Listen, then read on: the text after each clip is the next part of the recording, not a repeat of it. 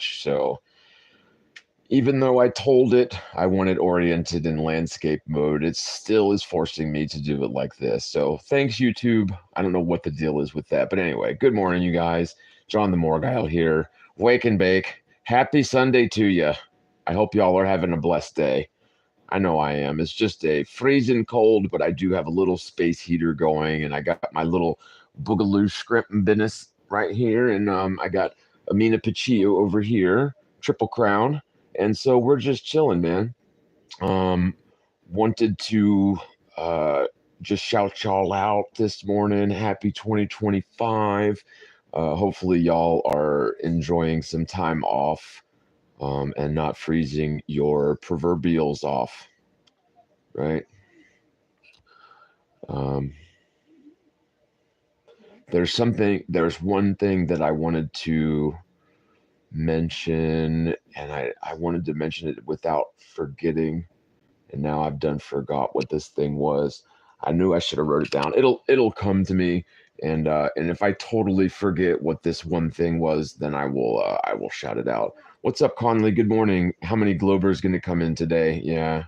Oh, that's what it was. Yeah, it was a Glober. So right before I set up the stream, um, I was reading through some comments. Thank you for that, because you totally jogged my memory. I was reading through comments, not because I was trying to go through comments, but because I was getting ready to set up the event for this stream right here. And in doing so, you've got to navigate through the YouTube app. And so you see comments, right? And so I read this comment and I started replying to it, realizing that I had already set this stream up for like 20 minutes from then or whatever. And so I just kind of hustled through the comment and told dude, um, I will try to address your question in the live stream. And so here we are. Okay. And so basically, and I hate to say question, right? Because when it comes to Globers, their questions are always framed as insults, right? So I mean, it is forgivable. I get it. I realize how absurd this whole concept sounds at first, because we were all trained pretty much like monkeys to throw poop at people whenever they even question the spinning ball earth religion belief system, right? But so what the guy's question was, or what his insult was, boiled down to, why was I reposting 8-year-old videos? So I'm basically um, ignoring the final experiment and the evidence that debunks flat Earth. I'm ignoring that, and I'm reposting videos from 8 years ago, and they don't understand why.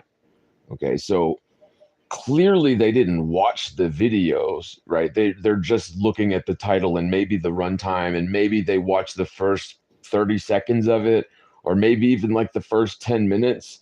And so because I haven't proved to them conclusively that the earth isn't a spinning ball and it is in fact flat within those first 10 minutes, I am now equated to being a charlatan and all the rest, right? But at the end of the day, I would just suggest to everybody to trust no one, to prove all things to yourself conclusively, beyond the shadow of a doubt, and most importantly, be honest with yourself. Okay, because if you're lying to yourself and you don't even realize it, then that's kind of a problem too. Okay, but to the guy's point, why am I reposting videos from 8 years ago and basically ignoring the shenanigans of the final experiment? There's multiple reasons, and I don't even think that I need to voice those. Like, it is, I am not beholden to random commenters in internet land, right? And I think in a lot of ways my work kind of sort of speaks for itself. So there isn't a lot of I don't see a lot of reason. Like, I don't have a big motivation to get into lengthy comment responses to people that clearly haven't even watched the video that they're commenting on, right? Um, but so with that, I will say that I do have my reasons for posting those older videos. And if you don't understand those reasons, then maybe you should look into that. Okay. Because it's not for lack of me voicing what's going on with me, right? Okay. It's kind of sounds like a you problem to be honest. And I'm not trying to sound like a smart ass. I just am innately a smart ass. So deal. What's up, Conley? Okay. So oh, there was a crowd of them yesterday. Yeah. Oh, I don't know. I mean, I tried to follow the chat, but when it start, I should probably put on slow mode, um, because once you get more than 100 people, it's kind of hard to keep up with, especially if everybody's posting a comment at the same time. I mean, I love the comments, but then you also get the trolls who will take advantage of it not being on slow mode. So I think that'll probably be what I do in the future. Um, so there's 10 of y'all crazy people up this early on a Sunday. That is amazing. I love you guys. Y'all are the best. I just, man, I am so, I promise I'm not a boomer, but like, dude, I am usually in bed by like 7 o'clock p.m. Um, and then I'm usually up about 4 o'clock. And then today I slept in until probably like what, 5:30. Um, so today in this installment, or this edition of Periodical Real Earth Affirmations, we're going to talk about. Oh, wait a minute. So did I never even I never even addressed that dude's thing, did I? Like, I mean, I kind of did. Um, yeah, again, I would say, yeah, it's a him problem. That I did. I mean, that sounds like a cop out, but just go watch the last 10 years worth of my videos, and then we'll discuss it. You know what I mean? Yeah, Conley, you'll be going to bed and waking up in the evening. Yeah, I hear you, man. I mean, I've done that too. Years ago, I did third shift at McDonald's, which I kind of liked because it wasn't that busy, and I ate free chicken McNuggets all night. I mean, I guarantee you McDonald's stock prices went down like a fraction of a percent because of their chicken McNugget shortage that year. For real. um anyway, to do a swing shift till 2 a.m. Yeah. Man, the worst third shift I ever worked, it was the recycling plant. This was down in Orlando. And so basically it's just like mountains and mountains of garbage, right? And then there's this huge like industrial like factory machine that this guy loads up with a front end loader, like a bulldozer, just full of trash. And that separates it onto a bunch of, there's like 4 or 5 conveyor belts, right? And the conveyor belts just start shooting all this mixed up garbage down them. And then along the line of the conveyor belts, you've got people, which was me, picking through the garbage. So you take the plastic stuff and throw it down one chute, and you take the aluminum stuff and throw it down another chute. You get the picture, right? It's a fun job. It's great. But there's like everything from nudie magazines to money to I mean, people found some good things sometimes, but it wasn't the gold mine that you might expect, right? But occasionally people would find some good things. Lots of Playboy magazines. I got to tell you, like, that was one thing that was consistently in the garbage was nudie mags, right? Kind of funnily enough, I guess those things still sell pretty well. And this was years ago, so I don't know if that would still be the deal. I mean, I guess it probably is, but it's just so accessible now with the phones and everything. I just don't see it being the issue that it was back then. This would have been in the early 2000s, I guess. But anyway, so you would work, it was an 8 or maybe a 10, I think it was 10-hour shifts. We did 5 10s. And it was a good 40-minute drive. And then, of course, we did it through the temp agency. So you had to check in at the labor hall before and after, right? So there's like, you're talking about a 14-hour ordeal to go to get hypnotized by garbage. And I'm telling you, yeah, because I don't know if you've never done conveyor belt work, it's hard to imagine, but you start dreaming about conveyor belts full of garbage. It is, me and Mina both did that job. We worked there together for a while. Like, we were there for a while. I don't think it was a full year, but it may have been, I think it was like approaching on a year. We were there every day for a while. I mean, the money was pretty good. It's easy. It's not hard work. It's easy work. Probably some of the easiest shit you'll ever do, but it is. And if you get in the swing of it, And maybe if you've got some headphones, something with a funky beat, you can bug out to it. And, maybe a little drink, maybe a little drugs, bring you a joint and puff it on the brakes or whatever. You got to have something. You know what I mean, dude? But it wasn't a bad job. I don't mind doing work like that. But come to find out, I don't know how exactly we got on this, but come to find out, like the whole thing with the plastics, and the whole recyclability really kind of was a scam to make people feel better about themselves. And it's like, for what? Right? For what? So we can have convenient packaging for things, and so plastic, right? So that DuPont or like whatever big corporation conglomerates can make their billions by poisoning our natural inheritance. Brilliant strategy, right? And for what? For plastic, you know? And the thing is, like, it's not like we didn't have alternatives, like hemp-based products.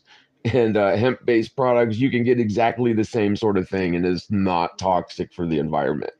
And indeed, there is a case to be made for the argument that this is one of the main reasons that marijuana was made illegal all those, centuries ago, or like in the late, whatever, early 1900s. I can't remember exactly when they started federally banning marijuana, but they sort of coupled it with Mexican immigrants, and they made it seem like it was just a problem from the banditos, even back then. But the real deal was, and you had the federal indoctrination hit pieces like Reefer Madness and all the rest, right? Um, but it turns out, there is this case to be made that DuPont and other companies that had things like nylon and rayon and different types of plastics recently patented, that they were poised to make a damn killing on, and at the same time poison the environment for generations to come. So double bonus, right? Because it's not enough that you can just get stinking rich, but if you can also poison our grandkids, then that seems to be all the incentive a motherfucker needs to get on with it. You know what I mean? Like, I don't know, that I'm being obviously facetious, right? But anyways, okay, so now that there's 30 of you guys here, that's the number I was waiting for. We'll just cut that short. Oh, wait a minute. No, I'm holding y'all hostage for your thumbs, dude. There's 30 of y'all and 5 thumbs. What, dude? That's crazy. Lily doesn't even have any thumbs, and I think one of those is Lily's. So, yeah, that's what I like to see. Thank you. I appreciate that. There's one more. I'm holding y'all hostage till we get 10 thumbs. Thank you, Intersections. I appreciate it. I thought that might have been Lily getting in on the last minute, but okay, I'm not really going to hold y'all hostage. So we lost 2 people when I asked for the thumbs. All I wanted was your thumbs, people. Give me your thumbs. No, I'll just get on with it. I know y'all. If you had thumbs to give, you would do it. I know you can't just go giving out thumbs all willy-nilly. You wanna save those thumbs for the stuff that really, really moves you. So just, let me try to earn your thumbs. How does that sound? Okay, I'm gonna try to earn y'all's thumbs, lazy bastards. No, I'm kidding. I'm kidding. I love you guys. All right. So okay. The actual Mina is giving me like, you should see the go to hell look. All right. We got 9. 9's close enough. We'll round it up. You can't see the thumb option. Okay. Hey man, I got your heart. I see the heart. That's fine. Yeah, sometimes it's hard to find on the phone. I know. I think you got to fuck. I couldn't even tell you how to do it on my phone. You have to hunt around for it. Thumb up. Thank you, Richie. That's fine, man. I appreciate you. God love you. That's very kind. Okay, so the main premise that we're going to talk about today, and we are at the 14-minute and 11-second marker, is Twiangles.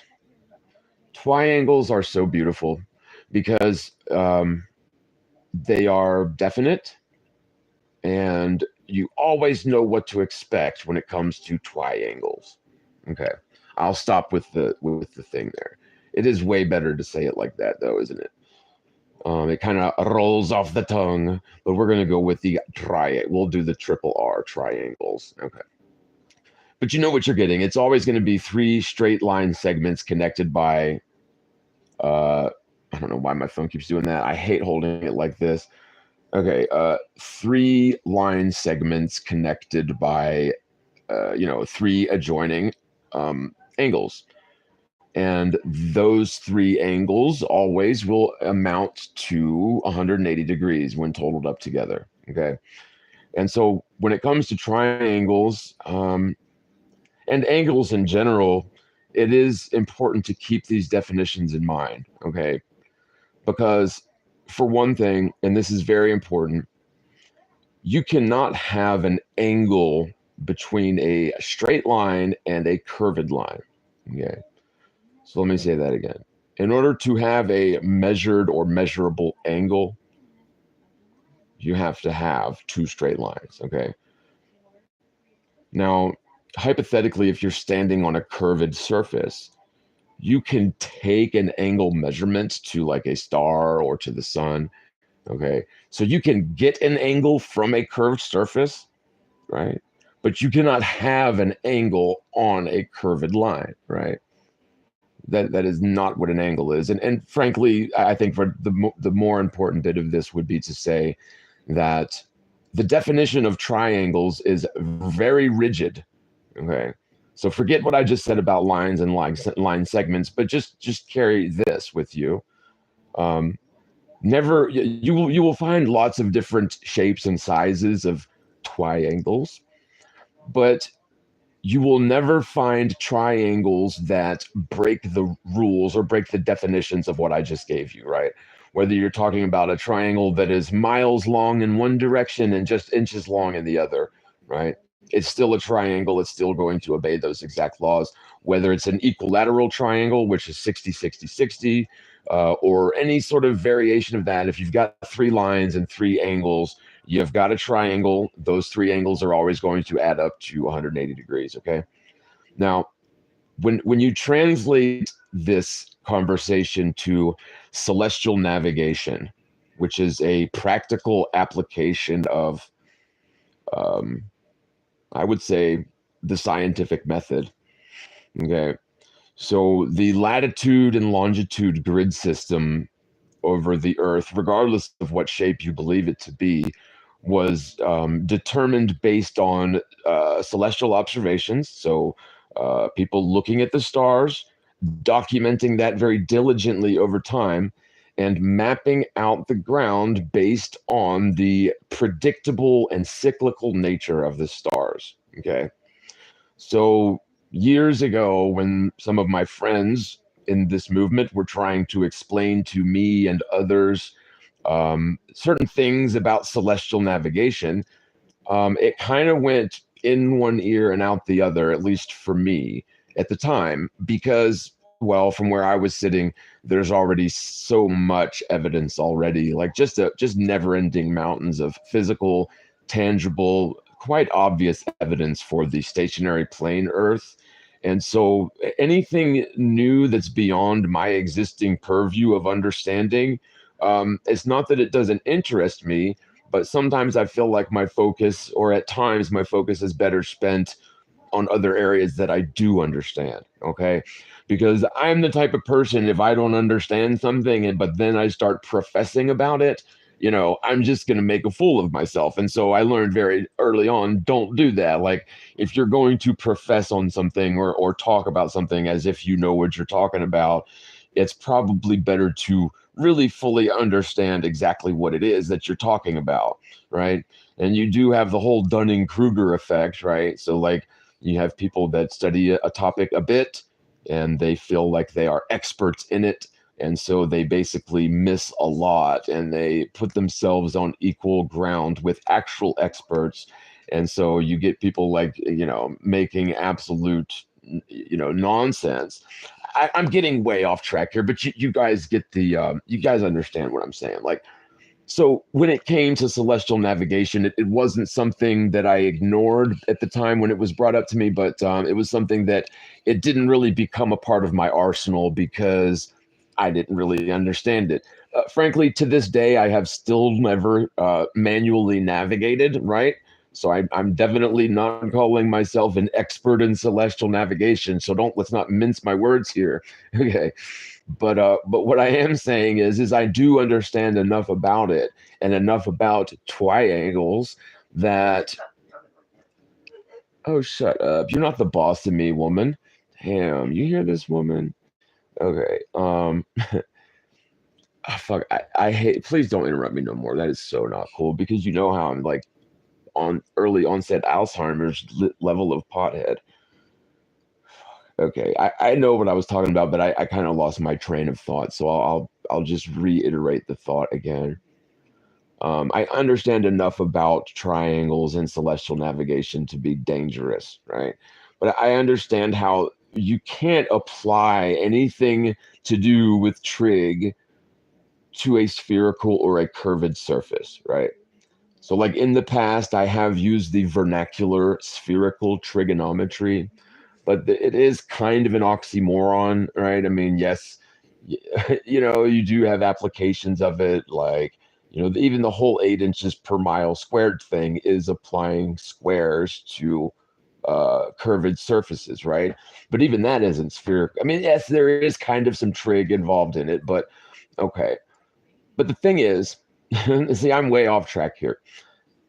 Celestial navigation wouldn't work if triangles were not so rigidly defined and predictable. Okay.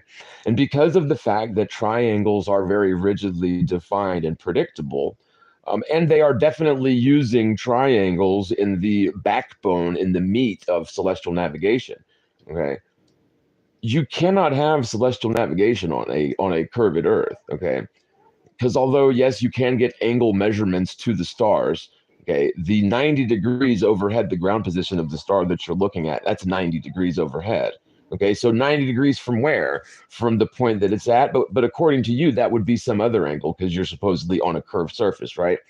And so the globetards are going to claim that I don't understand celestial navigation and I don't know what I'm talking about. But the thing is I would suggest that the opposite is true. Okay, because again, while I'm not claiming to be an expert at celestial navigation, I've sort of had an aha moment with this particular argument that is kind of hard to iterate. But once you get it, it is very damning and cogent evidence against the ball, and for the flat Earth. More importantly, right? The Earth is measured and measurably and navigated as flat. It is a plane. Okay, celestial navigation could not have any sort of applicable function if the Earth was curved on the surface, or it's really especially the surface of standing water. Because yes, on the surface of the ground, you're going to have. Sorry, I'm like way in the bottom here. Sorry, it's hard for me to hold this thing so steady. Um, but on the surface of the ground, you're going to have undulations, you're going to have hills and valleys and dips and mountains or whatever. But the surface of water, even if you're talking about seawater, deep at sea is very, especially when it's calm. While you have undulation of the waves and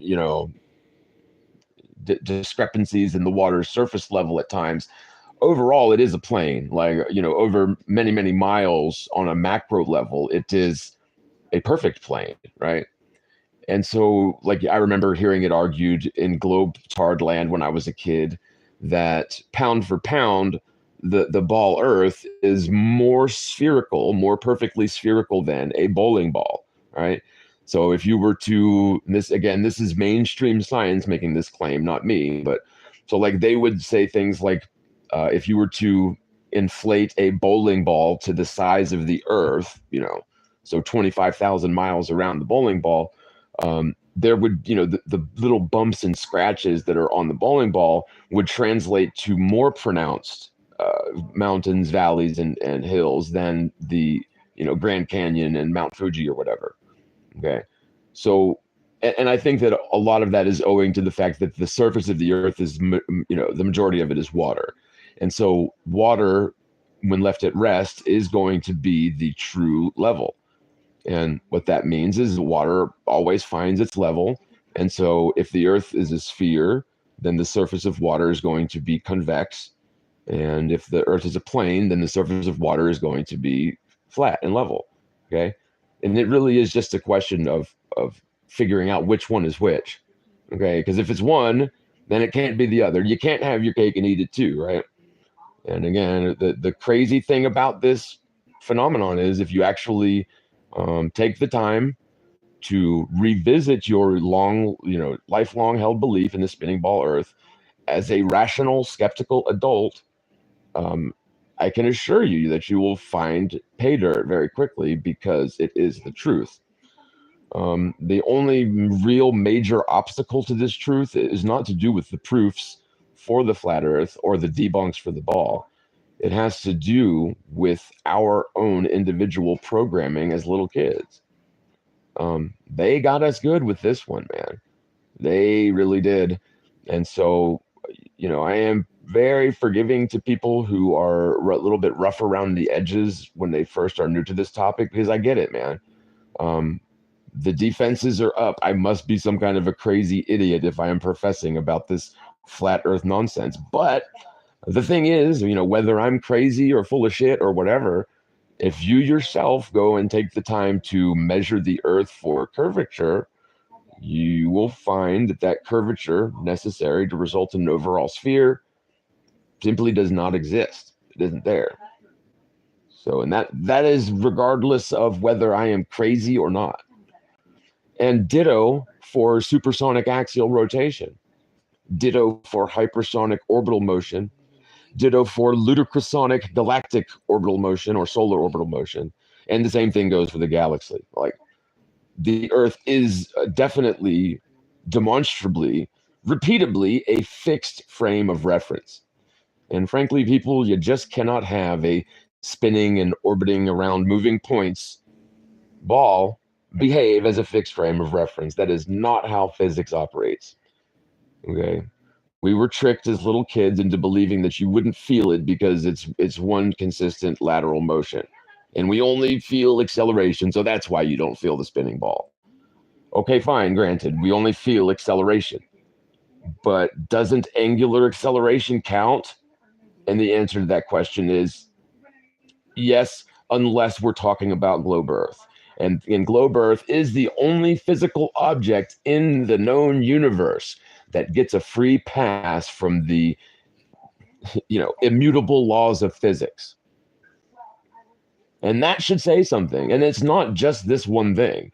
There are countless examples where the spinning ball Earth belief system falls apart under rational scrutiny. And that is the rule, not the exception. That is with every single thing that is proclaimed as being a proof of the spinning ball Earth. But, when it comes to celestial navigation, you don't have to be any sort of master astronomer to realize that in order for triangles to work, you have to have 3 straight line edges. The only way that celestial navigation would work is if the Earth is flat. If the Earth was a ball, you never could have come up with celestial navigation as a process because you cannot have 90 degrees adjacent over a spherical surface. That's just not how mathematics or geometry works, people, unfortunately. And, I understand the argument, at least coming from a position of ignorance, that, well, the observer could get an angle to the star and assume it to be a sphere or assume it to be flat or whatever the argument is. Yes, you could take an angle, but it would amount to absolutely nothing. You might as well piss into the wind because you would get more celestial navigation out of pissing into the wind than you would getting Twiangles on the fucking sphere, especially when you're talking about 90 degrees, overhead the GP, right? So anybody that doesn't get this argument, I would just say keep on cracking along at it, because once you do get it, it's a pretty damn good one, man. I mean, it's yet just another nail in the coffin. Now, of course, I wouldn't say that the flat Earth movement necessitates this, but I will say that it is another one of these standalone, independent globe killers, right? So independently of all the other evidence, it totally kills the globe, celestial navigation. Okay. And the same thing goes with a lot of these. Now, each one of these parts of the whole is not necessary for the debunk, but each one of them, in fact, so many of them are independent globe Earth killers. And I would say that this one is. So if you're still, and I tried to, certain people, I was trying to, fuck it. There's no sense in trying to rehash the past anyways. Nick Havoc says, you were flat and you went back. Okay, whatever, dude. That's not, so like what? So you never measured the Earth for curvature? Is that what you were saying? Okay.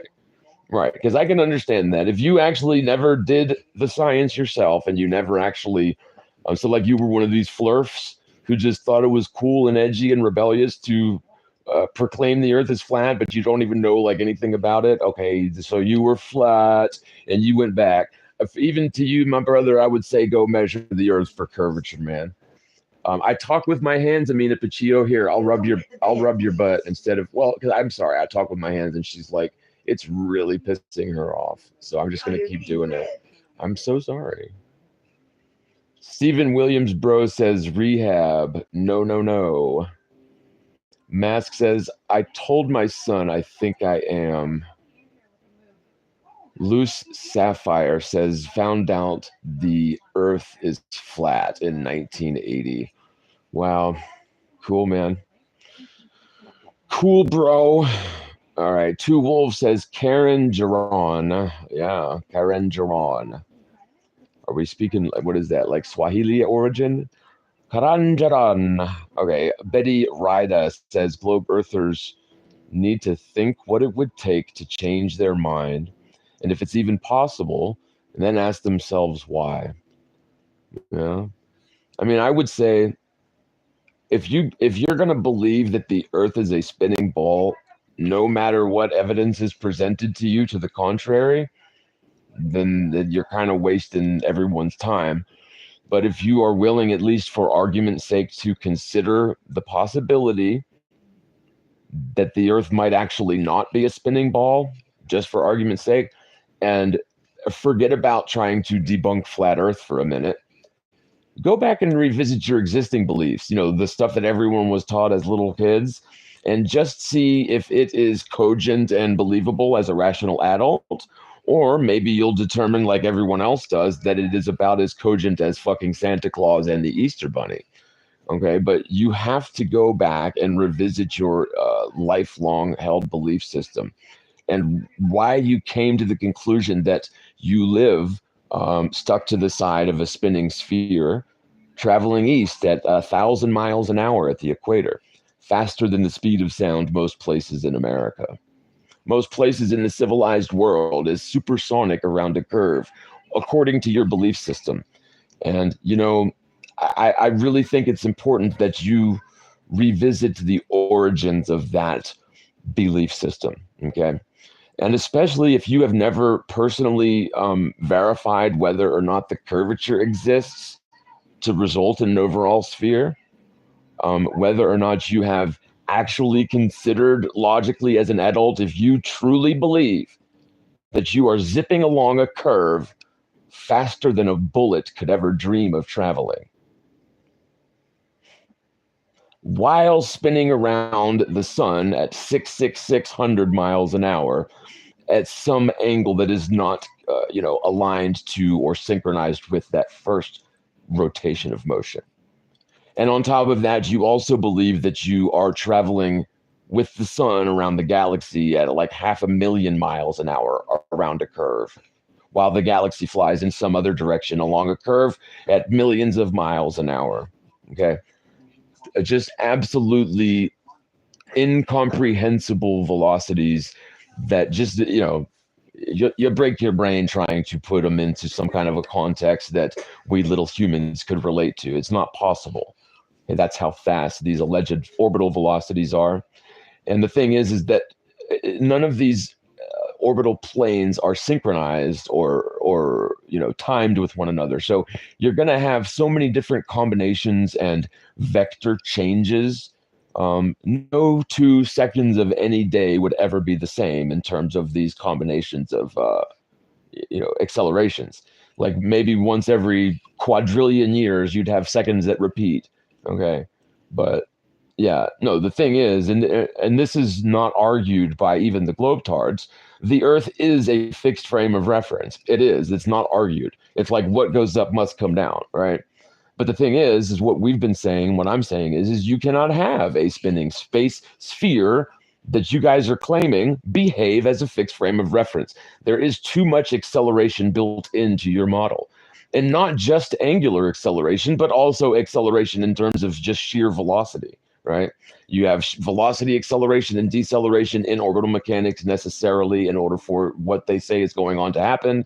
And you also must have angular acceleration along multiple, radius that are conflicting with one another and always changing. The acceleration, honestly, they should have called it the acceleration model. Or no, I'm sorry, they should have called it the ignore all laws of physics model, because that's what it is. The globe Earth theory gets a pass on all the laws of physics because we were all just tricked as little kids. That's how they did it. Okay, but I'm not stupid and I'm not crazy either. Okay, but even if I was stupid and crazy, that does not add curvature to the face of the water, brother man. So go practice geometry. Geometry etymologically literally means measure the earth. So go practice geometry, please. Don't believe me. Don't believe anyone. Do not defer to experts anymore. That's what's gotten us all into this mess, is deferring to experts who, like, have to pay Ivy League schools to get their degrees and, do little Masonic rituals and jerk each other off in coffins or whatever in order to get all that money that they get. All that weird shit, man. Yeah. Y'all know what I'm talking about. Them skull and bonesers. Anyway. Dude, I got cotton mouth so bad. Let me get something to drink. I'm sorry. Our water pipes froze here. So, like, we don't have any water, but I'm drinking my last little dab of juice. 88 people in the stream and only 21 thumbs. Let me see some thumbs. Al Pacinis. That's a great name. Al Pacino says that's got a great ring to it. Captain Obvious says everything you're taught in school is a lie. Well, not everything. I don't think everything. I learned a lot of great stuff in school. Plain Truther UK says Al Pacinis. So why are you even watching this channel if that's your opinion? Oh, so Al Pacinis is one of those, huh? John Doe says, hey, how easy. I'm Ivy Ligger. Hey, easy now. I'm Ivy Ligger. Oh, Ivy Leaguer. Oh, are you John Doe? Okay, I'm sorry, man. I mean, no offense. So you jerk the dudes off in coffins too? Is that what you're saying? I mean, really, I'm just kidding. But I mean, inquiring minds want to know. Nick Havoc says, I'm watching for the same reason I watch Lefty Meltdown vids. It's fun to watch. It's fun to watch people act crazy. Okay. So the earth is measured flat, and you think you live stuck to the side of a spinning ball? I mean, I do feel bad for you that you're still delusional and you haven't woken up to this amazing truth like so many other people have. But until you personally go measure the earth for curvature, you really don't have anything you can add to this conversation, okay? All you can do is parrot the nonsense that we were all taught as little kids in school. And we can do that for free all by ourselves in the closet if we wanted to. We don't need you for that. And, by the way, your insults and shenanigans do not amount to proof of anything but your inability to consider the truth as a viable hypothesis, right? So bravo to you, my friend. Bravo to you. All right. Well, anyway, I got the meat of what I wanted to say in this video. Links are below for support, you guys.